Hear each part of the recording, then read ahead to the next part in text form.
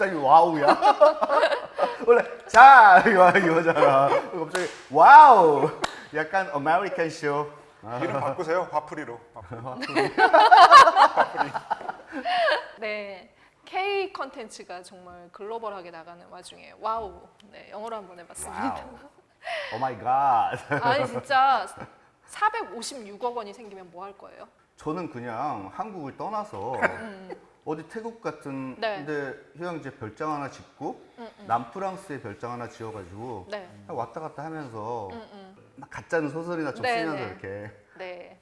오징어 게임에 네. 기훈이 456억 받았잖아요. 456억 원이 우리한테 너무 익숙한 금액이 됐어 이제. 네. 그걸로 뭘 할지. 이정재 씨 뭐 했는지 알아요? 뭐 하셨어요? 영화 만들었습니다. 진짜인 것처럼 얘기하는데. 와 이거를 꽁트처럼 같이 내가 주고받고 하는 것 자체가 되게 수치스러웠어 좀 전에. 빌드업 하는 거 보셨어요? 이렇게 봤어. 빌드업 해가지고. 이정재 씨 이름 앞에 이제 신인 감독 이정재라는 이름으로 한동안은 불릴 거고 그렇죠. 이제 신인이란 말도 떼어지고 2편, 3편이 나오겠죠? 나오기를 기대하면서 저희 오늘 그 헌트 보자마자 리뷰 시작해 보도록 하겠습니다. 와. 이거 네. 근데 한 안 계시네요. 그래 넓게 자리를 쓸 수 있었는데 그 배 작가님은 오늘 안 오셨어요. 뭐?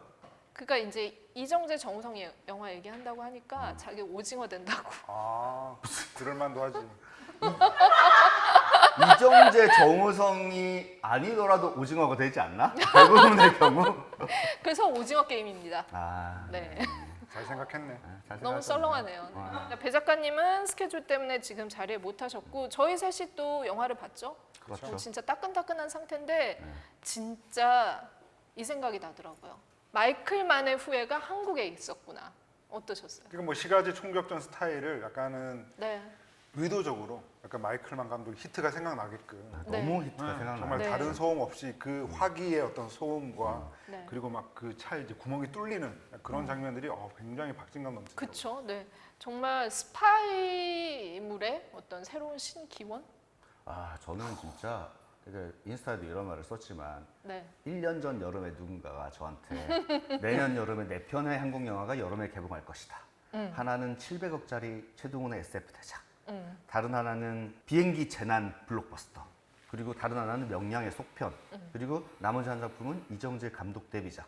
근데 그 중에 이정재 감독 데뷔작이 제일 재밌어라고 하면 네가 영화에 대해서 뭘 알아? 이랬을 거야 진짜. 근데 여러분 실제로 그런 일이 일어났습니다. 네.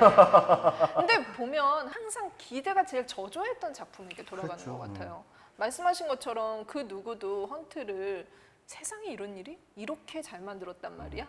라는 생각이 들 정도로 기대하지를 못했던 것 같아요. 맞아. 굉장히 유명하고 자신만의 카테고리 이미 완성한 배우가 감독 데뷔를 한다 그러면 다들 기대를 하면서도 마음속 한 구석으로는 이런 생각을 해요. 네가 만들면 얼마나 더 만들겠어. 라는 말을 하는데 사실 많은 배우들이 헐리우드도 그렇고 네. 이제 배우를 하다가 감독으로 데뷔를 했지만 그렇게 정말 데뷔작부터 성공을 한 사례는 그렇게 많지 않습니다. 사실. 그쵸. 뭐 베네플렉 같은 네. 배우. 곰바이곤 만들고 그렇죠. 타워 만들면서 네. 어떤 장기를 보였고 또 조지 클루니? 조지 클루니도 좋은 네, 영화들을 네, 네. 만들었죠. 네. 그리고 어떻게 보면 존 파브로도 그쵸. 네, 배우 출신으로 네. 감독으로 성공한 되게 드문 사례라고 할 수 있고. 근데 그분들도 보면은 처음에는 잘 만들까? 연기를 매진하면 좋을 텐데 그렇죠. 이런 약간 이제 그 마음을 모두가 이제 그 갖고 있었죠. 맞아요. 그런데 그러니까 약간 반전. 그러니까 이번 작품이 그 처음 주목받게 된 계기가 이제 칸 영화제 그 미드나잇 스크리닝 부분에 네. 초청돼서 그런 거잖아요. 그러니까 사실 저는 칸 영화제가 이 작품을 초청하지 않을 거라고 생각을 했어요. 왜냐하면 지금 전 세계 모든 영화제들, 아카데미 시상식까지 포함해서 이 넷플릭스를 포함한 OTT 영화들에게 문호를 활짝 열었잖아요. 네. 근데 사실 유일하게 이제 칸 영화제만 마치 OTT가 없다는 것처럼 이 영화들을 전혀 초청하지 않고 있는데 사실 이정재라고 하는 배우가 이제 글로벌 스타로 최근에 급부상한 게 아무래도 오징어 게임의 영향이 크다 보니까 사실은 뭔가 그들의 좀 자존심 때문이라도 이 작품을 부르지 않을 것이다라고 생각했는데 저는 그게 완전히 반대가 된 거죠. 왜냐하면 칸 영화제는 그 대신 영화를 영화 자체로 온당하게 평가를 한다라는 것을 증명하듯이 아 그럼 이번에 헌트가 초청된 것을 보고 영화가 괜찮나 보다. 칸에서 미드나잇 스크리닝을 한 이후에 이제 해외 평론가들의 리뷰들이 네. 좀 나왔어요, 그죠? 그랬는데 그 리뷰들이 아주 압도적으로 좋지는 않았던 안 기억이 왔어요. 있어요. 네. 그래서 이게 우리가 생각한 것만큼 영화가 잘 나오지 않았나 보다라는 약간 어떤 의심 같은 거를 좀 한동안 품었었는데 헌트라는 영화를 보고 나니까 그게 이해가 되는 거예요. 왜냐하면 그쵸. 이 영화는 액션 시퀀스들이 굉장히 훌륭하기도 하고 긴박한 스릴러로서 짜임새도 좋긴 한데 한국과 북한이 얽힌 어떤 정세. 그 정세를 알지 못하잖아요. 그러면 이것이 진짜 역사적 사실인가 판타지인가 우리 같은 경우는 보면서 구분이 가능하단 말이에요. 그쵸? 그러니까 헌트 같은 경우는 역사적 사실들을 실제로 많이 끌어온 일종의 정치적 판타지입니다. 근데 외국 관객들은 그런 맥락이 전혀 없이 보기 때문에 오로지 두 캐릭터와 액션 장면이 어떻게 구성되는지에만 신경을 썼을 거란 말이에요. 그러다 보니까 맥락을 놓친 비평들이 저는 좀 나왔다고 생각해요. 맞아요. 80년대 어떤 정세들을 알고 있고 그것과 호흡하면서 한국 땅에서 살았던 사람들은 이 헌트가 재밌는 지점은 그 역사적 사실들, 팩트를 어떻게 이 감독이 비틀었는지가 굉장히 재밌는 거예요. 맞습니다. 그걸 어떻게 활용하고 해석하고 이걸 통해서 뭘 찾으려고 하는지까지가 한 큐에 쭉 연결되는데 사실 이제 그 맥락을 모르면은 그러니까 놓치기 쉬운 그런 맞습니다. 지점이 있죠. 네. 그리고 또 이제 헌트를 이제 그 칸에서 보고 오신 분들 지금 이제 그 공개된 작품을 얘기를 하는 걸 얘기를 들어보면은 약간의 또 편집이 근데 이건 모든 영화가 마찬가지예요. 이게 그렇습니다. 헌트만의 경우는 아니고 해외든 국내든 영화제에서 작품이 공개가 되면 여러분들이 영화제에서 보는 버전과 개봉 버전이 상당히 달라요. 그러니까 그 긴 기간 동안 더 이제 그 관객 반응들을 보고 조금씩 편집을 다시 하잖아요. 여튼 뭐 네. 영화라는 것은 어쨌든 편집의 마술이기도 하잖아요. 네. 그러니까 여러분이 지금 보고 있는 영화가 이제 최종 버전이 되는 거죠. 사실은 극장에서 보는 네, 영화가. 맞습니다. 네. 그 헌트라는 작품은 본격적인 그 스파이 스릴러 장르라고 할 수가 있겠는데요. 정우성 배우가 연기하는 국내 팀의 김정도와 그리고 이정재 배우가 연기하는 해외 팀의 박평우 이 두 사람이 각각 그 자기 팀을 이끌면서 이 안기부 내에 있다고 얘기되고 있는 내부 스파이 독림을 찾으려고 하는 이야기죠. 두 사람이 이제 첫 시퀀스가 뭡니까? 이제 그 당시 대통령이 워싱턴 DC를 방문하는 호텔 앞 장면인데 거기서 액션 속에 굴러가면서 명확하게 두 사람이 맞붙으면서 시작을 합니다.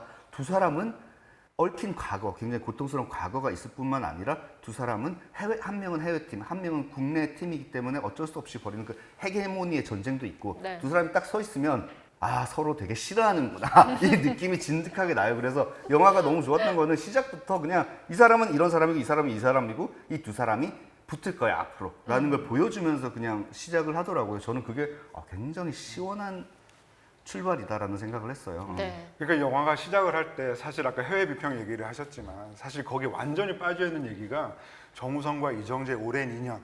그러니까 사실 영화라는 게 그렇지 않습니까? 이렇게 배우와 관객이 함께 늙어가면서 그 배우와 호흡한다는 게 되게 중요하고 사실은 이 두 사람이 태양은 없다 이후에 23년 만에 다시 만났다라고 하는 게 우리한테는 굉장히 또 감동 중에 하나잖아요. 네. 그러니까 사실 저는 이미 처음에 이 두 사람이 딱 만났을 때 사실은 서로 알고 있으면서 모른 척하면서 연기를 하거든요. 저는 그때 이미 약간 확 이 영화에 좀 빠져드는 이 두 사람의 관계가 어떻게 풀려나갈까. 한 프레임 안에 네, 그들이 그게 약간의 어떤 담겼을 때. 긴장감이 굉장히 중요한 요소였던 것 같아요. 네, 저는 정말 이게 두 배우의 케미에 있어서는 정말 최고다라는 생각이 들 정도로 이거는 서로 알기 때문에 끄집어내질 수 있는 연기가 아니었나라는 생각이 들어요. 그러니까는 이정재가 그 연출자의 위치에서 내가 가장 잘 알고 가장 많이 이제 그 영화 얘기를 했던 그 정우성의 강점을 모두 이 영화에 끌어낸 건 거죠.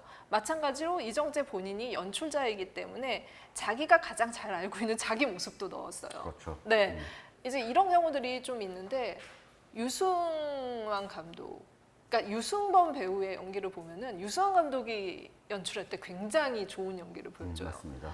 이게 잘 아는 사람들은 어떻게 활용해야 되는지를 안다는 건 거죠. 그래서 정우성 배우가 연출자가 된 이정재에게 상당히 잘 활용된 그런 사례가 아닐까라는 생각이 들었어요. 이거는 친구에게 받은 최고의 선물이라고 할 수 있어요. 네. 저는 이 영화가 사실은 이제 약간 호들갑 떨면서 얘기를 하자면 정우성 커리어 사상 최고의 연기를 보여준 작품 중에 하나라고 네. 생각을 해요. 정말 이정재라는 감독이 정우성이라는 배우를 어떻게 활용해야 되고 어떤 부분에서 조절을 해야 되는지를 너무나 명확히 네. 잘 알고 있기 때문에 자신의 친구인 정우성에게 이렇게까지 근사한 연기할 거리도 많을 뿐더러 그 배우로서의 어떤 스타일까지 보여줄 수 있는 그런 역할을 선물을 했구나 싶어서 저는 야 이게 우정이 이런 식으로 무르익는구나 하는 생각을 했어요. 왜냐하면 이 영화가 안 좋게 나왔잖아. 이 영화가 망하잖아. 그러면 두 사람의 관계도 어색해질 수도 있잖아요. 사실 야 네가 그렇게 하자고 해가지고 내가 했는데 영화가 우지경이는 야 우리 같이 하지 마 이제는 내일은 없어 막 이렇게 할 수도 있잖아. 근데 그들은 그거를 존댓말하면서 싸울 거야. 23년 동안 서로 존댓말하고 있잖아요. 청담 부부. 네. 그러니까 실제로 이번 작품을 위해서 이제 이정재 감독이 정우성 배우를 무려 4년 동안 설득해서 찍게 된 거라는 건 뭐 이미 잘 알려진 사실인데 저는 뭐 태양은 없다 생각이 많이 났어요. 그러니까 이 두 사람이 굉장히 네. 오랫동안 좋은 관계를 유지하면서 어쨌건 함께했던 경우는 이제 태양은 없다인데 저는 이 태양은 없다가 이제 김성수 감독님이 이제 비트를 만들고 굉장히 야심적으로 이제 진짜 본격적으로 내가 만들고 싶은 청춘 영화를 만들어야겠다라는 생각으로 만든 작품인데 사실 이미 그 당시에 그 정우성과 이정재를 약간 한 몸처럼 만드신 게 있는 것 같아요. 맞아요. 그러니까 비트랑 태양은 없다를 보면 비트의 그 정우성 배우가 연기한 민이랑 그리고 이제 태양은 없다에서 이정재 배우가 연기한 이제 홍기가 사실은 되게 비슷한 면이 뭐냐면 둘 다 약간 어머니한테 약간 엄마한테 버림받은 아들 같은 느낌이 있어요. 그러니까 네. 두 어머니가 그 한쪽에서는 이제 재혼을 준비하고 있고 한쪽에서 이미 재혼을 해버린 상태죠. 그래서 이제 아들이 막 찾아오고 그런 걸 되게 부담스러워요. 그러니까 그러다 보니까 사실 그 당시에 제가 이 영화를 보면서 느꼈던 거는 뭔가 좀 아비정전의 아비 같은 느낌? 그러니까 아비정전의 아비가 이제 엄마한테 버림받은 그 느낌 약간 여기 투사되어 있는 것 같기도 하고 비트에서 정우성과 태양은 없다의 이정재가 되게 비슷하다.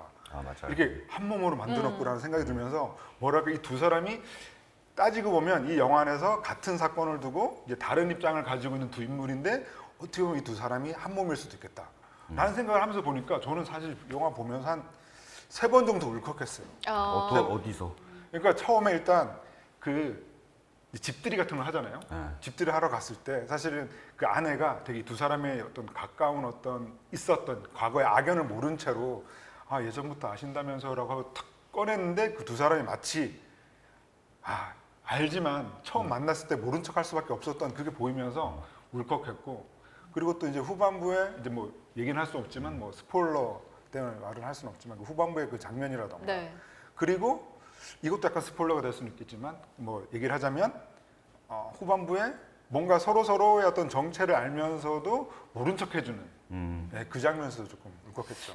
아마 이제 그 울컥의 지점들 수위 정도가 이 영화가 또 만들어낸 성취라는 생각이 드는데 그 얘기도 해보겠지만 저는 좀 벤 애플렉과 맷 데이먼의 그 오랜 우정과 그리고 그 영화를 가지고 어떤 방식으로 둘이 협업을 해서 만들어낼 수 있는지를 보여온 좋은 사례가 있었잖아요.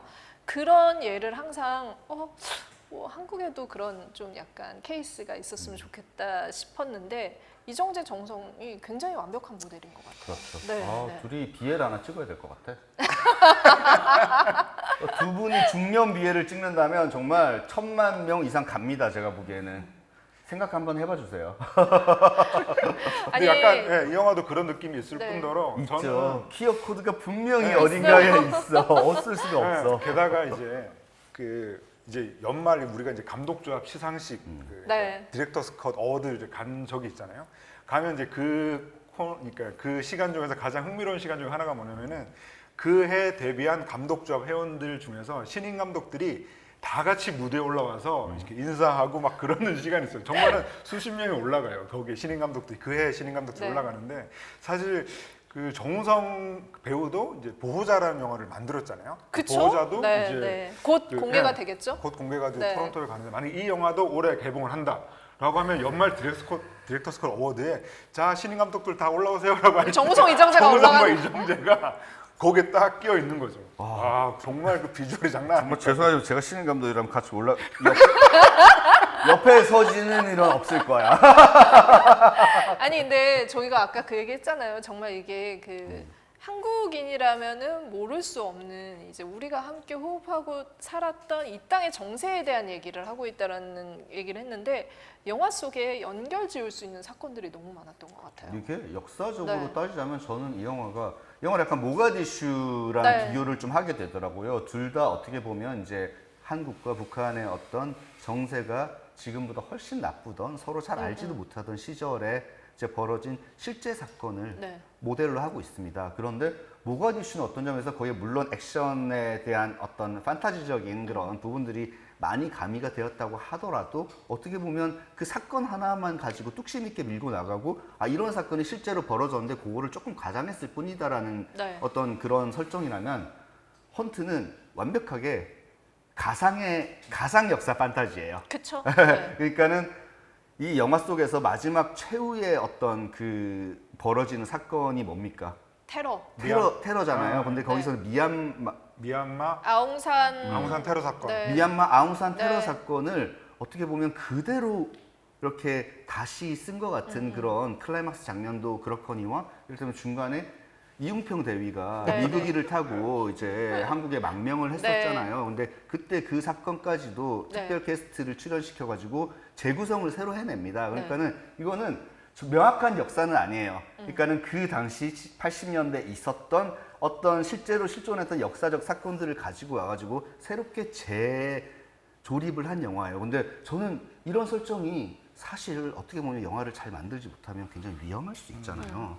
역사를 판타지로 왜 써라고 말을 할 수 있는데 이 영화 속의 정말 훌륭한 점은 어쨌든 이것을 일종의 판타지에 가까운 스릴러로 끌고 나가면서도 그리고 가상의 역사적인 사건들을 집어넣으면서도 80년대에 어쩌면 그랬을 수도 있겠다라는 어떤 납득, 믿음 같은 거를 관객에게 준다는 거죠. 그러니까 굉장히 뭐 지금 말씀하신 모가디슈부터 시작해서 공작 그리고 뭐 1987 우리가 이제 그 80년대를 다룬 독재 정권을 다루고 있는 어떤 그 작품 속에서 그리고 남북 정세를 다룬 작품 속에서 많이 봤던 설정들이 이 영화에는 그대로 녹아 있어요. 그런데 그런 영화들이 전 좀 약간 이제 이 영화를 보고 나니까 그 다른 작품들을 생각을 해봤을 때 굉장히 그 시나리오로 어떤 구성으로 가야겠다라는 작법에 되게 충실해서 쓰여 있었다. 그 어떤 이제 마지막에 이 남북 간의 어떤 한 개인이 거대한 역사 속에서 화해를 하려면 어떤 방식의 장면들이 필요하고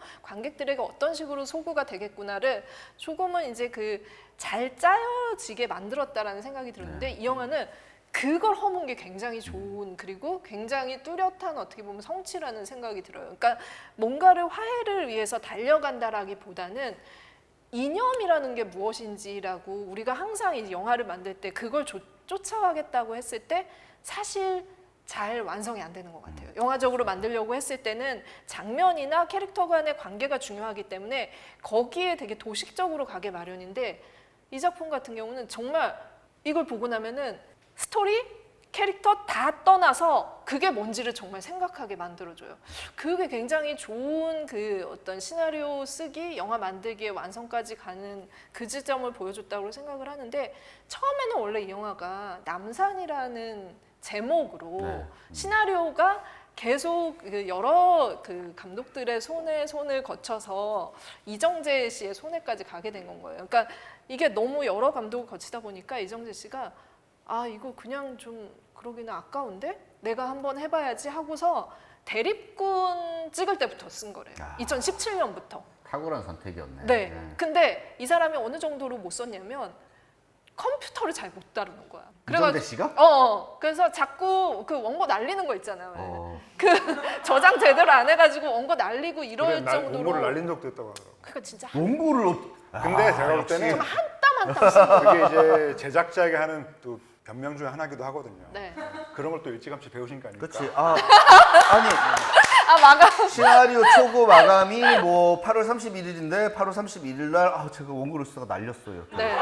그 요즘 그게 내 아이클라우드에다 저장되잖아. 말이 안 되지. 근데 어떻게 보면은 진짜 그 말이 저는 되게 소소하게 받아들인 건 글을 쓰거나 이랬다기보다는 이정재 씨는 항상 주어진 어떤 그 대본을 받아서 그 책을 받아서 그걸 연구하고 표현하는 일에 익숙했던 사람인데 본인이 사실은 그 앞에 프로세스로 가서 굉장히 머리를 쥐어 뜯으면서 이 작품을 완성을 한 건가요? 근데 저도 이제 이 이야기에 대해 관심을 가졌다는 게 되게 흥미가 동했던 이유가 영화가 딱 시작을 하면 이제 그 백미러에 이제 이정재 배우의 눈이 탁 뜨고 사실은 정말 전 세계 수많은 그 감독 겸 배우들이 있는데 자기 얼굴로 영화를 시작하는 건 굉장히 좀 모험이기도 하거든요. 그게 근데 진짜- 그렇게 딱 시작을 할 뿐더러 1983년 워싱턴이라고 뜨는데 저는 그 자막에서 뭔가 훅 오른 느낌이 있었어요. 왜냐하면 그 80년대를 다룬 뭐 여러 영화들이 있는데 대부분은 1980년 이제 5월 광주죠. 그래서 뭐 화려한 육아라든가 택시 운전사, 박하사탕, 뭐 꽃잎 같은 영화들이 많고 그러다가 다른 영화들이 없다가 이제 장준환 감독의 1987이 있었는데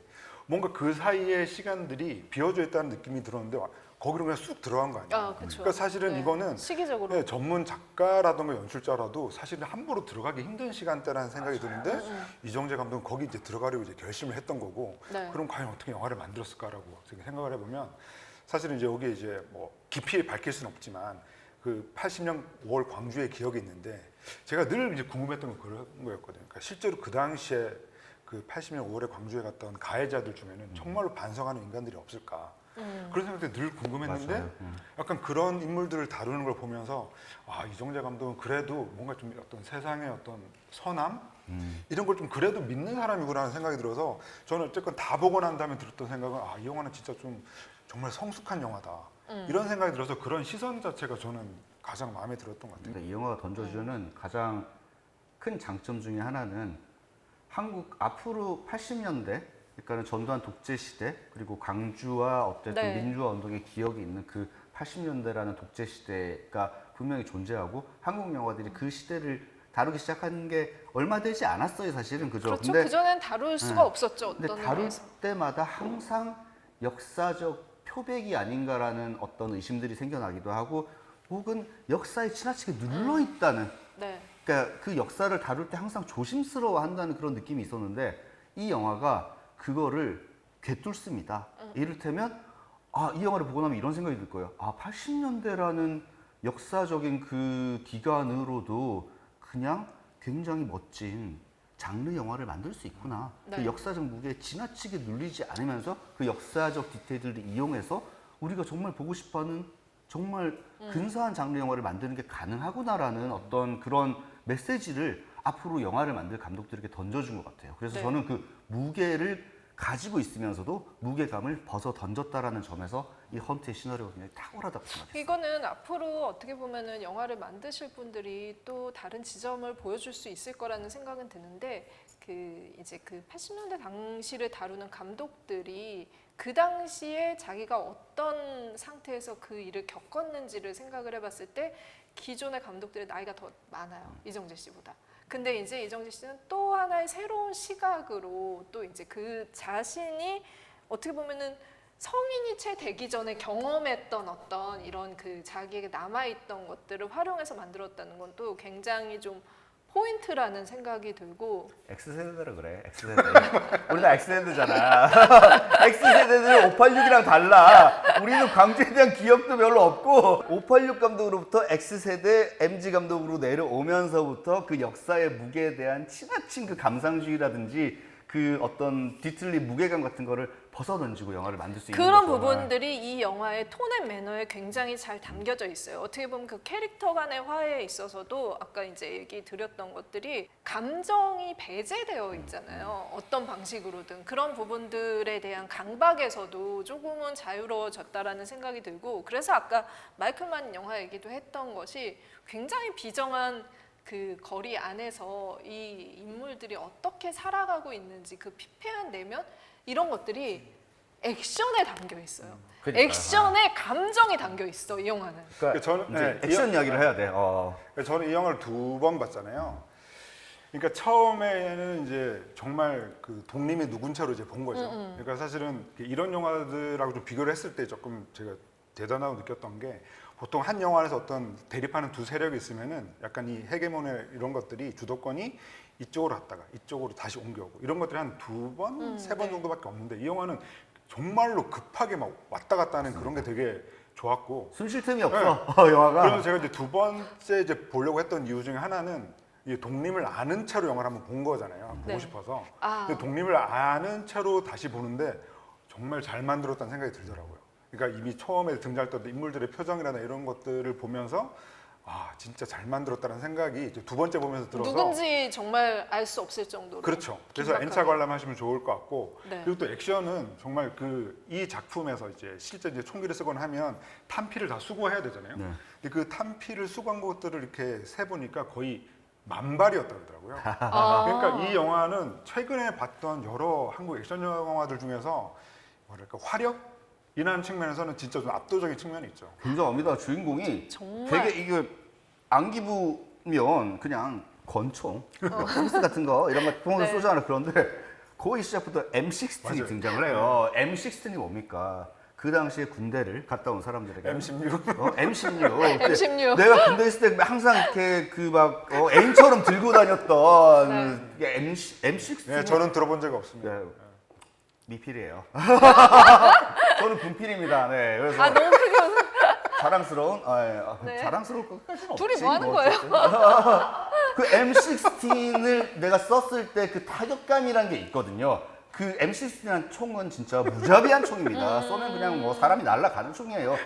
그거를 두 사람이 번갈아서 들고 파바바 이러면서 액션 시퀀스에서 계속 그 총들이 등장을 하는데 와 한국 영화에서 이렇게 사실은 한국 사람들이 가장 익숙한 총인 M16을 이런 식으로 굉장한 박력으로 다룬 액션 영화가 있었나 싶기도 하고 진짜. 마이클만이라는 말씀하셨잖아요. 히트의 마지막 액션 장면 기억나시죠? 네. 사실은 저는 이제 이 영화를 촬영한 촬영 감독인 이모개 감독이랑 그리고 이 이정재 감독이 히트로부터 굉장히 영향을 많이 받았을 거라고 네, 생각해요. 네. 그래서 어떻게 보면 액션에 있어서 조금 더 멋을 부릴 수도 있는 부분이 있거든요. 그럼에도 불구하고 사실은 왜냐하면 정우성이랑 이정재잖아요. 그들의 몸을 이용해가지고 막 제이슨 본 같은 액션을 했을 수도 있는데 그런 부분들을 싹 제거를 하죠. 그 시절 이를테면 그 길거리에서 만약에 누군가를 죽이기 위해서 총격전을 벌인다면 얼마나 거대한 총탄이 많이 쓰일 것이며 얼마나 긴박한 상황이며 그 주변의 사람들에게 얼마나 이 타격감이 거대하게 들릴 것인가 이런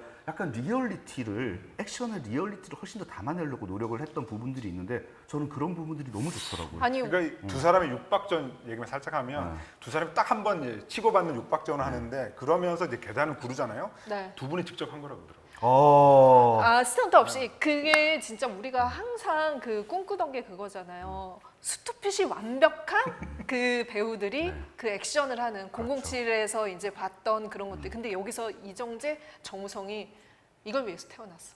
이걸 왜 태어났어? 아니 그래가지고 이거 있잖아. 내가 따라했잖아. 요 영화 뭘 따라했어요? 보다가 정우성이 이렇게 권총을 드는데 보통 권총을 이렇게 하잖아요. 근데 정우성은 이렇게 해. 알죠? 그러니까 너무 이제 몸이 크고 이렇게 하니까 그 정우성 특유의 그 포즈가 있어요. 그걸 딱 보는데 와 끝났네. 끝났어. 약간 정우성이란 배우는 간지와 연기력을 따로 떼놓고 설명해서 설명할 안 수 되는 없어. 배우예요. 간지가 그 간지와 연기의 연기력이 하나야. 자심실 우심실처럼 붙어 있는 사람이야. 네, 네. 그래서 이를테면 뭐 놈놈놈에서 그의 연기가 이를테면 사람들이 이렇게 얘기를 하죠. 아, 이병헌이나 뭐 송강호의 네. 어떤 표현에 비해서 좀 덜하지 않냐라고 하지만 그가 말을 타고 달리다가 총을 이렇게 휘리릭 돌리면서 쏘는 순간 그게 필요한 거야. 쏘는 이 순간 영화에는. 그것은 그 간지 자체가 연기력이 네. 되는 거라고요. 네. 그러니까 사람들이 항상 잘생긴 배우의 연기력을 따로 이렇게 잘라가지고 잘생겼지만 연기력은 굳이 이렇게 말을 하는데 그러면 안 잘생긴 돼요. 게 연기력의 일부분이다 봐봐. 여러분. 자, 부산행에서 공유가 그 기차가 달릴 때 뛰잖아. 공유 연기를 뭐라고 해? 그 기럭지로 뛸 수 있는 사람이 어딨어? 그러니까 없다니까. 이게 내가 모든 거기서 것들이 뛰면 다 얼마나 웃기겠어. 이 모든 공유니까 것들이- 멋있는 제일 먼저 거야. 죽여야지. 제일 먼저 좀비가 물어야지. 나는 제일 먼저 죽지.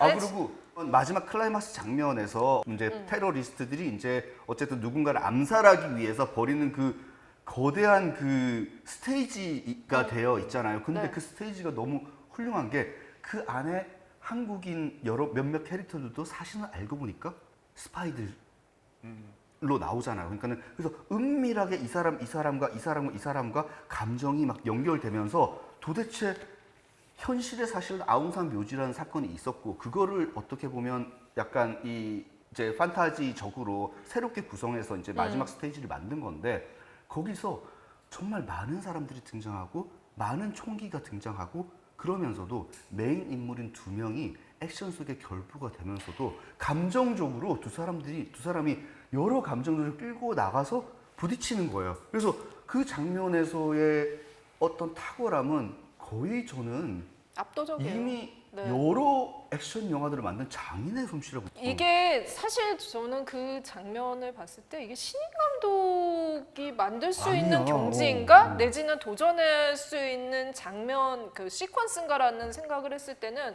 거의 엄두도 못 낼 장면인 거예요. 근데 진짜 감정과 액션이 하나도 틀어짐 없이 완전히 궤를 맞추듯이 딱딱딱딱 맞춰져 있어서 올해 정말 뭐 올해를 떠나서 이런 장르물에 있어서 이정재의 이름을 빼놓고는 더 이상은 이제 이야기하기가 힘들어졌다라는 어디- 생각이 저는 듭니다. 이 영화를 이제 뭐 정리를 하자면은 네. 저는 그렇습니다. 구조적으로는 그 무관도와 팅커 테일러 솔저 스파이가 맞아요. 떠올랐고 아, 네네네. 어떤 액션의 스타일은 히트 그리고 저 개인적인 어떤 정서적으로는 첩혈상훈이 떠올랐습니다. 네. 네. 기대치 않았지만 어떻게 보면 올해 최고의 그 성과를 보여준 작품이 아닐까 싶은데요. 헌트에 대해서 조목조목 얘기해봤습니다. 아마 뭐 24시간 얘기해도 모자랄 것 같은데 여러분들도 보시고 같이 한번 떠들어봤으면 좋을 것 같아요. 네. 네, 구독, 좋아요. 댓글 알림 설정. 이거